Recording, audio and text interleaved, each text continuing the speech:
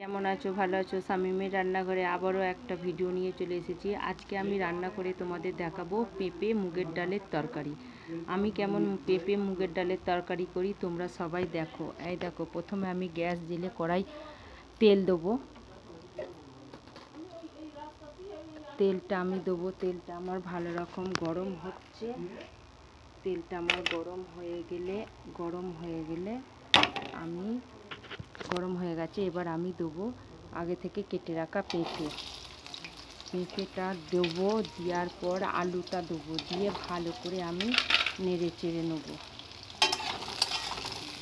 ভালো করে আমি ভেজে নেব।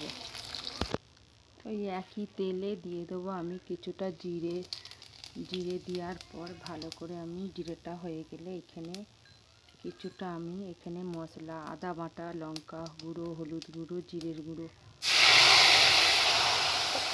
দেবো, দিয়ে আমি ভালো করে কষিয়ে নেব। কষিয়ে নেওয়ার পর আমি আগে থেকে ভেজে রাখা পেঁপে আলু দেবো। পেঁপে আলু দিয়ে ভালো করে একটু নেড়ে চেড়ে নেব। আর কিছুটা আমি নুন, স্বাদ মতো নুন দেবো, আর একটু জল দেবো। জল দিয়ে ভালো করে কষিয়ে নেব। মশলা আমার ভালো করে কষানো হয়ে গেছে। আগে থেকে ধুয়ে রাখা আমি ডাল দেবো।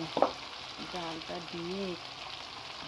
দিয়ে একটু নেড়ে চেড়ে নিয়ে আমি জল দেবো। জলটা দিয়ে আমি ভালো করে সেদ্ধ হতে দেবো। এই দেখো, আমার হয়ে গেছে পেঁপে মুগ ডালের তরকারি।